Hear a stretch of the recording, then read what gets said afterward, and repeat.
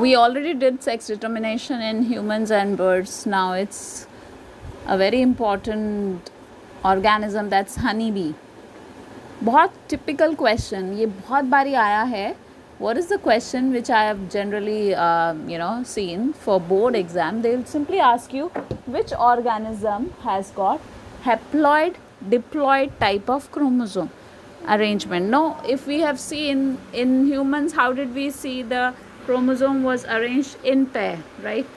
The first chromosome in pair, the second one is also in pair, and this condition we called it as diploid condition. But in honeybees we have diploid as well as haploid condition. Now let's see how it happens. A general information, you can keep it in mind. Female is the diploid one with 32 and the male is the haploid with 16. Okay, so let's see here. When you talk about the parent, let's see how the sex has been determined in honeybee. Don't forget to answer the question as honeybee. If a question comes, which organism has haplodiploid type of chromosomal arrangement, so it should be known and always in your mind it is honeybee, क्योंकि उसके अंदर haploid जो होता है वो male होता है, diploid जो होता है वो female होता है. वो कैसे होता है we'll understand it. When we are going to talk about a female, female means they have 32 chromosome. It's the pairing, but diploid form है वो, and male it is 16 chromosome. But when this 32 undergoes meiosis, it give rise to the gamete which is only 16. meiosis होता है तो 16, लेकिन जो male का है it will, this process is generally, which you have to remember, when the male without fusion only it can generate, the male will generate the gamete that will be itself similar to what the parent was. Parent was haploid, male is haploid, right? हमने बोला male कैसा है, haploid है, तो male के कितने chromosome होंगे 16. so जो वो गैमेट बना रहा है उसके अंदर भी 16 ही क्रोमोसोम होंगे, right? So remember this. Let's see. Female undergo meiosis, the gametes formed will be with 16, मतलब वो haploid बनेंगे. Parent जो है female जो है वो diploid है, male haploid है, और जो गैमेट बनाएगा वो भी हैप्लॉइड बनाएगा, लेकिन फीमेल डिप्लॉइड है, लेकिन जो गैमेट बना है वो हैप्लॉइड है. सो 16 16. Now what will happen if this gamete without fertilization develops into an individual, it will remain as a male because 16 ही रहता है तो वो मेल बन जाता है. और अगर ये वाला गैमेट इस गैमेट के साथ फ्यूज होता है, 16 fuses with 16 forms 32, then you get a female, right? Now as far as these female, they are again categorized as worker and drone. And how are they being differentiated? Based upon the food they consume. So you just have to read this, it's very simple. If it is a queen, लार्वे जो diploid लार्वे है वो अपने आप को develop करता है queen में after eating royal jelly as food, and the remaining who don't get the royal jelly diploid larvae, they convert themselves into workers, मतलब स्टेराइल फीमेल्स बन जाते हैं. सो डिपेंडिंग अपॉन जो डिप्लॉयड फीमेल होते हैं वो ही, this one, they themselves are again divided. This one is again divided into two forms. One will be the queen and another would be the worker. Queen वो बनती हैं जिसको royal jelly मिलती है, राइट? जिनको फीड किया जाता है रॉयल जेली, जिनको रॉयल जेली खाने को मिलती है वो डिप्लॉयड लार्वे क्वीन में कन्वर्ट हो जाती है. जिनको नहीं मिल पाती वो बेचारे वर्कर बन के रह जाते हैं. Very interesting, no? Now let's talk about the genetic disorders which we have, and that's going to come to an end of this chapter, and make sure every doubt has been cleared. Genetic disorder का मतलब है, for a moment if I'm just pausing, what do you mean by genetic disorder? If you are looking at this image, ये जो आपके सामने image है, this is karyotype. एक cell के न्यूक्लियस के अंदर की इमेज है ये पूरा, राइट. सो अगर suppose let's say this is a chromosome, इस क्रोमोसोम के अंदर बहुत सारे जीन हैं, राइट. अब ये जीन क्या करते हैं, they are responsible for some और द अदर कैरेक्टरिस्टिक्स. अगर इस जीन में कुछ भी ऑल्ट्रेशन होता है, कुछ भी गड़बड़ होता है, उसको हम बोलेंगे Mendelian disorder. What do you call it as Mendelian, क्योंकि मेंडल ने बताया था हमें फैक्टर के बारे में, मतलब जीन के बारे में, राइट. तो हम क्या बोलेंगे इस डिसऑर्डर को, Mendelian disorder. I am just removing it once again. Repeat, just a quick repetition. This is a chromosome, right? On this chromosome you have gene, right? अब जब जीन के अंदर कुछ एरर आता है तो उस डिसऑर्डर को बोलते हैं. जीन किसने हमें बताया था सबसे पहले, माइक्रोस्कोप से पहले ही, इट वॉज मेंडल, राइट. तो जब कोई भी तकलीफ जीन के वजह से हो रही है तो उस प्रॉब्लम को हम बोलेंगे मेंडेलियन डिसऑर्डर, राइट. कोई भी एरर अगर जीन के वजह से हो रही है, जीन म्यूटेशन हो गया हो या जीन डिलीट हो गया हो, नेक्स्ट जनरेशन पहुंचने से पहले एक जीन डिलीट हो गया, could not gate transcribed, so then it is called as Mendelian disorder, right. लेकिन अगर क्रोमोसोम का एडिशन हो गया या क्रोमोसोम का डिलीशन हो गया, alteration of the chromosome number, मतलब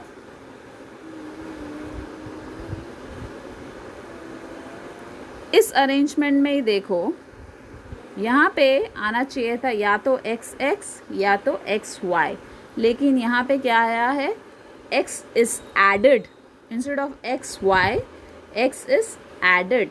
So this kind of disorder is called as chromosomal disorder. Okay. Now what are the two types of genetic disorder? One, अगर क्रोमोसोम के जीन में कुछ एरर आया तो उसको हम कैसे बोलेंगे, मेंडेलियन डिसऑर्डर. और अगर क्रोमोसोम नंबर में कुछ चेंजेस आया, मतलब जो पेयरिंग है 2 से ज़्यादा हो गया या 2 से कम हो गया, then it is called as chromosomal disorder. Now we are going to discuss few Mendelian as well as chromosomal disorder. Okay, examples you will remember. Thalassemia. Let's see here in thalassemia. Right in front of you, you have the hemoglobin molecule. What do you have?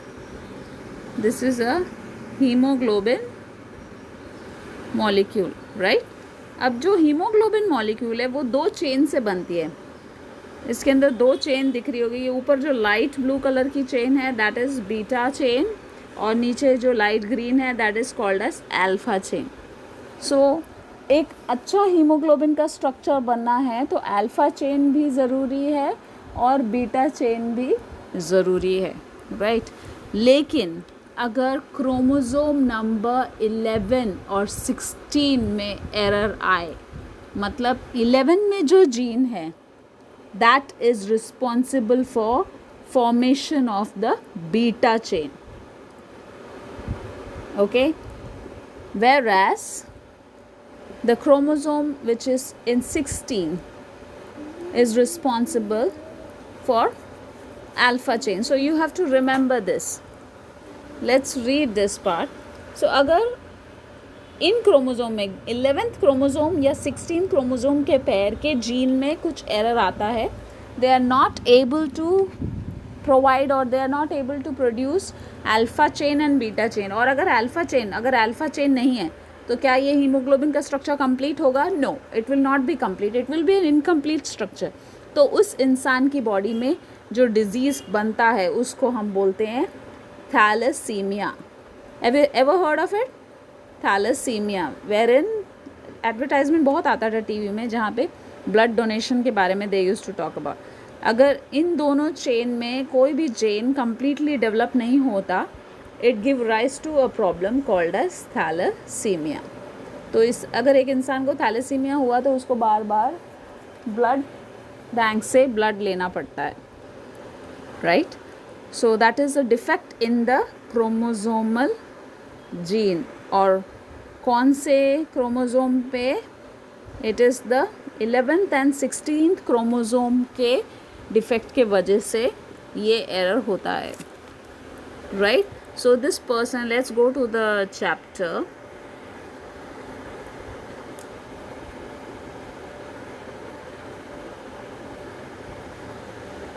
You can read this part, 11th and 16th, then you can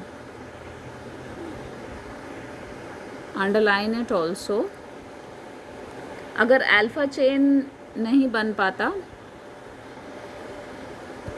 तो हम उसे बोलते हैं alpha thalassaemia, और अगर beta chain नहीं बन पाता हम उसे बोलते हैं बीटा थैलेसीमिया।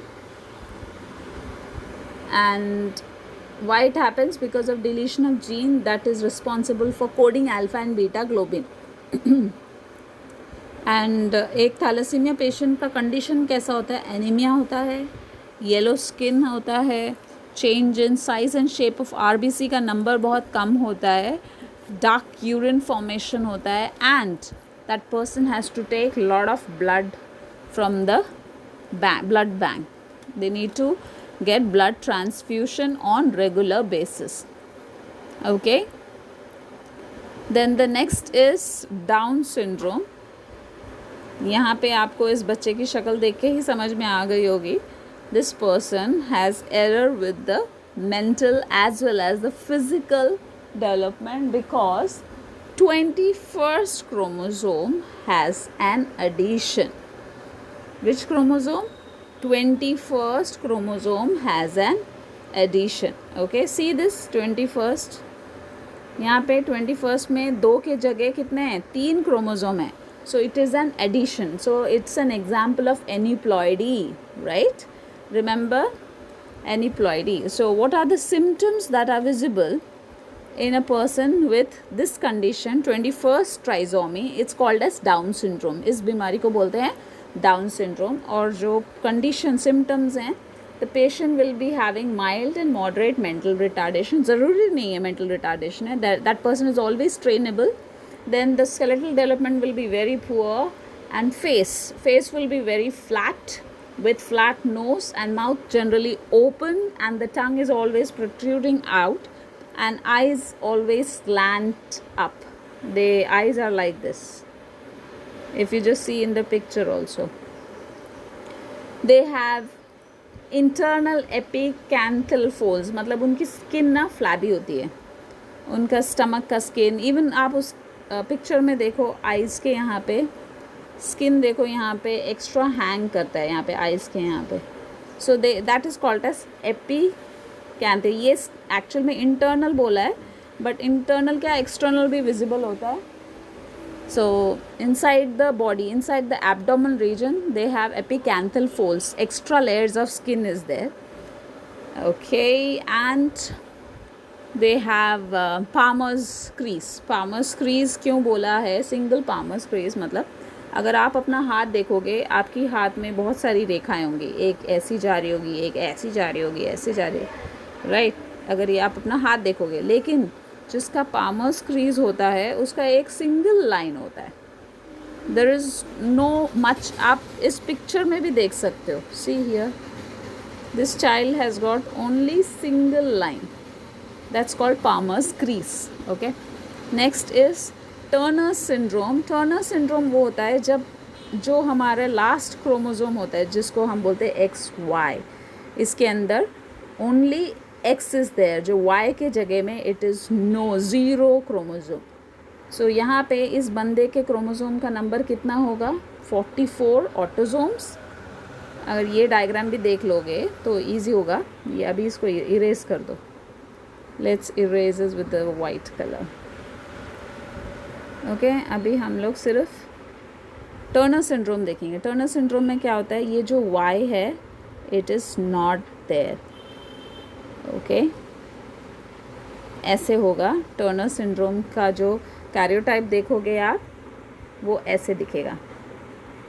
दैट मीन्स सारे क्रोमोज़ोम होंगे 1 से लेकर 22 तक पूरे होंगे, लेकिन जो लास्ट का जो क्रोमोज़ोम है 23rd chromosome, it will B only X, it will not be XY. So this person will be called as a person suffering from Turner's syndrome. So what are the characteristics of this person? Exam में आता है, write down the chromosomal number in Turner's syndrome. So you can write 44 plus XO.